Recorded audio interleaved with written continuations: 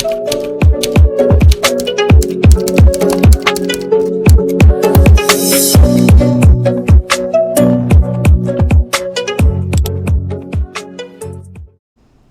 guys, it's your girl Jaya Faya, and welcome to the Sweet Tea Show. Yes. And we switched it up a little, you know what I'm saying? I turned the Sweet Tea Show into like seasons, so this is the first episode of season 3. If you missed the rest of the seasons or you want to check out little episodes, go do that on the playlist on YouTube. And then I also turned my show into a podcast. Yes, you know what I'm saying? We're making big steps now. So it's available on Amazon. It's available on Spotify, Apple, and Google. You know what I'm saying? Those are the platforms where you could hear the Sweet Tea Show. So you don't necessarily have to watch a video. You could just, listen to the audio. It's still going to be the same real shit. You know what I'm saying? So yes, this is season 3, episode 1 on YouTube. But this is episode 1 all together on the podcast. Yes, cheers to me. Yes. Big moves. Yes. So today we're going to be talking about having confidence as a woman. Yes. I can't speak for men because, obviously, for obvious reasons, you know what I'm saying? And then we're going to talk about owning your sexuality as a woman as well. The sweet tea. Yes. Okay, so let's get started. So basically, right? It took me a little while to gain confidence as a woman. So maybe around junior year is when I started to feel myself. Junior year of high school, I started to feel myself, body started coming in, personality started shining. I started making more friends. I started getting attraction from boys and stuff. And I was like, ooh, this feels nice, you know what I'm saying? And that confidence, it honestly made me try a lot of things. So I used to be introverted and not really quick to be friends with people. But I don't know, junior year, something just kicked into me. That confidence was there. It was shining, girl. When I tell you, I started doing track, I started doing cheer, started talking to people more, I started just making friends, just showing up differently in the world. And I don't think I would ever forget junior year because I literally just showed up different for myself. It was a whole different me, and I was like, yeah, I'm feeling it. This is what we're doing now. And that's when the name Jaya Faya came along. If you didn't know, I had the name Jaya Faya since high school. Yes. And then, I feel like my confidence kind of crumbled. I ain't gonna say kinda. It did a lot. It dipped. And I feel like it was for numerous reasons, home situation, society, the boys I was letting into my energy, the people I was letting into my energy, and it kind of just dipped. Because junior year was the first time I was actually outside. So when you're facing outside and you're actually being in society and being in the world, that's when life hits you, right? And I ain't gonna lie, the world is not pretty. Life is not pretty. So back then it hit me hard, and I didn't really have a warning of oh my gosh, people are gonna get attached to me.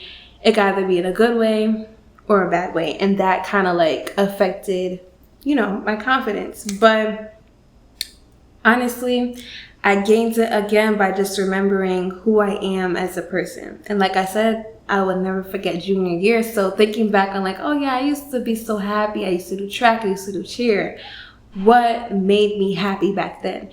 And basically what made me happy back then was not giving a fuck what people had to say about me. Honestly, that was the main reason why I showed up the way I did. I did not give a fuck what nobody had to say about me because I don't know, I just knew I was that girl. You know what I'm saying? Nobody could stop me, nobody could lower my confidence. But when you start to get into relationships and friendships and all type of stuff, it's oh.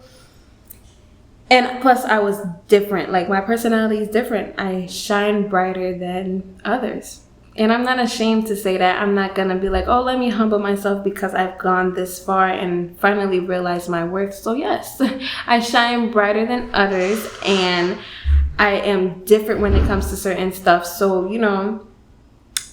people either dismissed that or they really embraced it. And I wasn't used to the dismissive feeling because it's me. Like, I always expected people to like me. Like, what's not to like about Jaya? You know what I'm saying? But people found their reasons. And for those reasons, it made me want to, like, fit in. Never again. You know what I'm saying? And that's the importance of, like, knowing who is for you and who isn't for you. The people that are for you are always going to accept you for who you are. You don't have to change shit. You don't have to show up in the world differently. You don't have to dim down your confidence or your lights. They're going to embrace it. They're going to love you for you. And that's that, period. So I feel like, yeah, that was the main one. Not giving a fuck what people have to say. Not dimming down my lights for anybody. And owning the fact that I am different. You know what I'm saying? Like, if you deny the fact that you're different, then you're going to want to fit into, like, the crowd. You know what I'm saying? But if you stand there and be like, yeah, I'm different and I don't give a fuck, then you could stand there by yourself and you could just watch the crowd and just be like, yeah, I'm gonna let them be. I'm gonna let them do what they want to do over there. I'm gonna be over here. Even if I'm dolo, I'm gonna still do what the fuck I want to do by myself, and I have the confidence to still show up as me. And then if you stand by yourself and you're just watching the crowd over there, people are gonna come and be attracted to you. The right people. You know what I'm saying? There is cases where the wrong people might be attracted to you, but that's where you use your discernment and that's where you set boundaries, right? Yeah. Another thing too is finding joy within yourself. Honestly, that's another key point to being confident. Just finding joy. It's a scary feeling to find joy within yourself, especially depending on, like, what you've been through in life. But once you find that joy and you nourish your inner child and you heal certain things about you, you could show up unapologetically. Did I say that right? Oh my gosh. I ain't even gonna embarrass myself. You could show up differently in the world. That's a little tongue twister for me, so I ain't gonna say the word again, but you get the gist of it, right? Right. Yeah. So, damn, what was I saying? If you're new on the podcast, just know I lose my train of thought often. Mid-conversation, I'm just like, what the hell was I saying? Yes, healing certain things about yourself and finding that joy. What I did to find that joy again was, honestly, I was like thinking back on the stuff that I used to do as a child. So dancing was number one. I realized when I lost my joy, I lost my love for dance. So I started dancing again. Working out is another one that I do to, like, bring joy to myself. I realized I wasn't working out anymore and I was like, the joy is gone. Drawing, writing, being with family, like, just look back on the stuff that you used to do when you were a little child and, you know, start doing it again. I don't care if you was a little child and you was playing hide and seek with your dog. Do it again. Like, you know what I'm saying? You could be as old as 50 something and you lost that joy, but if you think back on what you used to do as a child, it will automatically bring that joy back. It might take some time. It might feel embarrassing at first. It might feel like, oh my gosh, like, what is this? But your inner child was the most purest energy. You know, it was the energy before society told you shit. So tap back into that. And then once you tap back into your inner child, then you could show up to the world authentically how you did when you was little, no matter what age you is now, and boom, that would add to your confidence. And the fourth thing I want to add to what added to my confidence was just believing in something greater than myself. You know, like the universe, for example, God, whatever religion that you believe in, whatever spiritual practices that you believe in, if you believe in astrology, whatever it is, like, me believing in something that is bigger than myself brought me so much confidence, because it's like, I have the power to do so many things and life is bigger than what it is. Like, you know, I am a soul having experience in a human body. So it's like, I could do whatever. And I have the support of God. I have the support of the universe. And that power that is withheld in me, that divine power, has given me so much more confidence. Like, I just know everything is going to work in my favor at the end of the day. So what is there to lack? You know what I'm saying? I'm not lacking anything at the end of the day. I might have a lack mindset at times, but I have to like put myself in check. Like, girl, be grateful. Look around. You're breathing. You know what I'm saying? So those are the 4 things that I feel like were important and the key factors for me to build my confidence. And now I'm here. I'm shining. And like, since I nourished my inner child, people will be saying I look younger now. Like, I mean, I'm already young. Don't get me wrong. But it's like they be thinking somebody told me, I kid you not, somebody told me I looked 13 the other day. Baby, I'm about to be 21. But I took it as a compliment because before I used to just look so grumpy and just, look so sad all the time. I didn't have that youthful look on my face anymore because I was depressed. But now that I'm healing and I nourish my inner child and I'm showing up confidently, I look young. I guess I look my age, I guess. I don't know. That 13, it kind of blew me, but you get the point, right? Right. And then that also ties into owning your sexuality. Yes, that is a very important one, especially as women, because we all know that it's very tough for us, especially when men feel like they have that right more than women do. You know what I'm saying? Like, they feel like they own our bodies more than us. Not all men, but some of them. You know what I'm saying? I was watching a documentary on Netflix called, actually I forgot, I think it's called The Women of Hip Hop. I'm not sure exactly what the title was, but it was basically saying how women contribute to the startup of hip hop. Like, it's not just men. Like, we've been there from the beginning of time, right? When it came to hip hop. And one of the valid points they were talking about was it's not an issue when men talk about women's sexuality, but it becomes a big issue when women talk about their own sexuality, you know what I'm saying, and own their bodies. Like, for example, when WAP came out and all these men were calling us hoes and whores and bitches and this song is so vulgar and why would these women go out into the world and sing some stuff like this, have more respect for your body, but in the same light, they would sing about fuck bitches, I'm fucking her, suck my dick, all these type of vulgar stuff. They could have the right to talk about our sexuality, but we can't, So it's like examples like that where it's like now women feel ashamed to own up to our sexuality, especially out in public because we're afraid we're going to get judged or something. But I say fuck all that. It's your body. You know what I'm saying? Your body.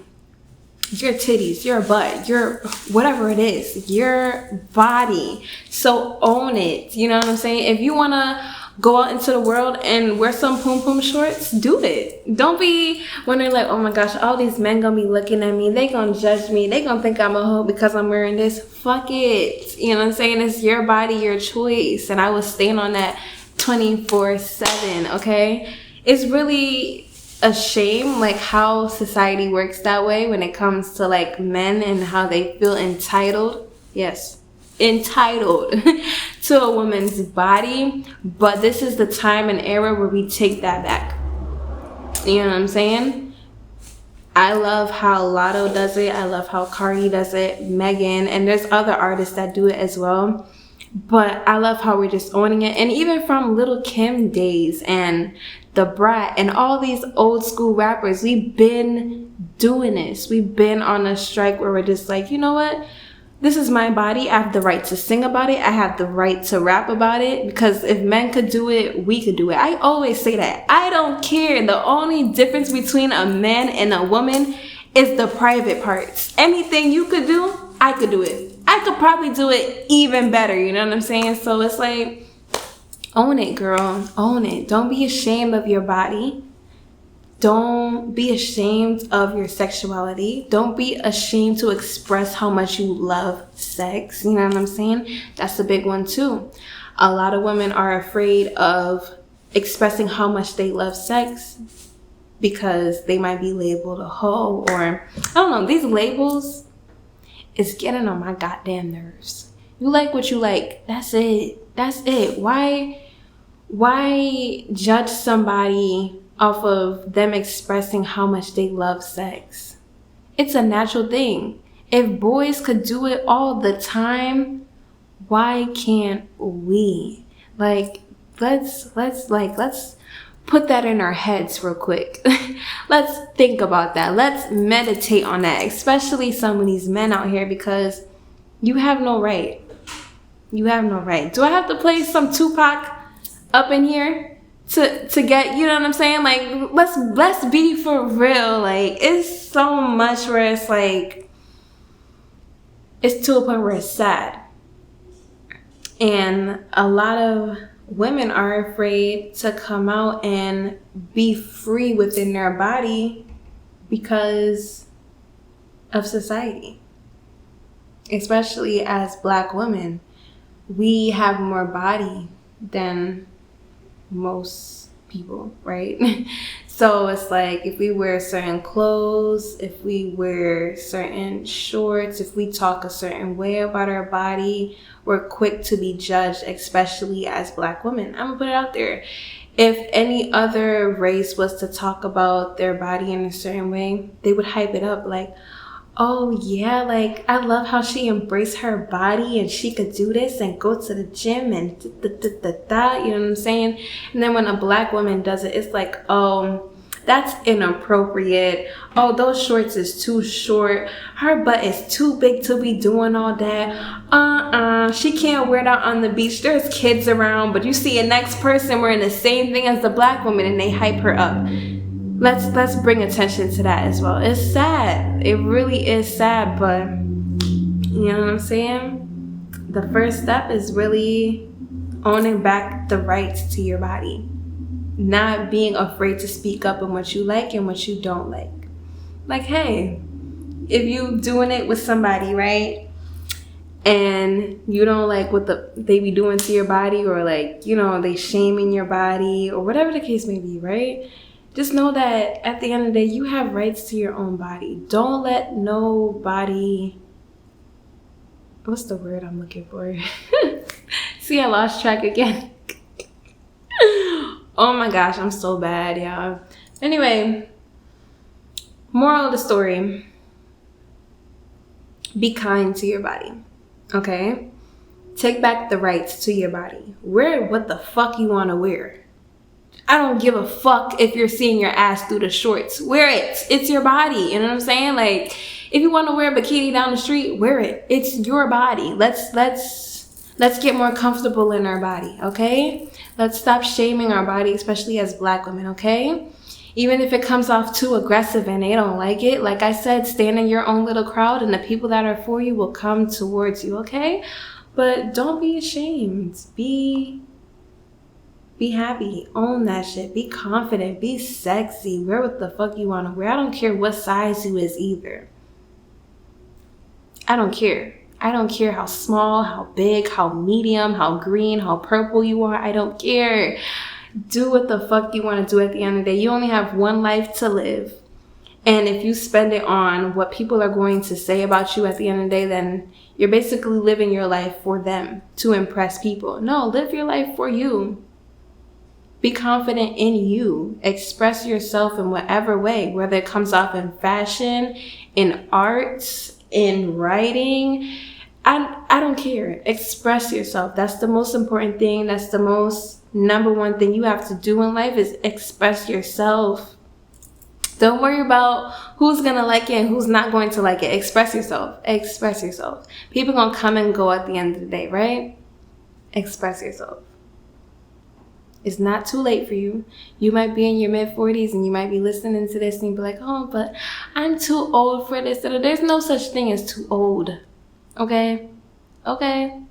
Too old is when you done left the earth already. I don't give a fuck if you 100 and you want to start life up again.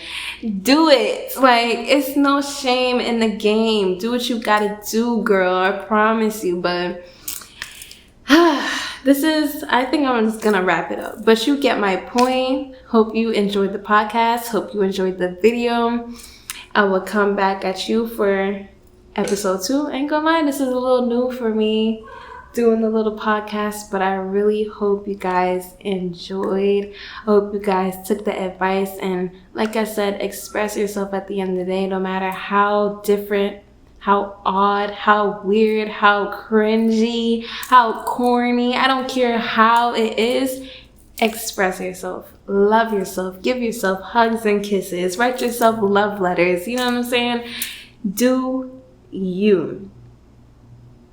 And own the rights to your body again, period. And I'll see you on the next episode of The Sweet Tea Show.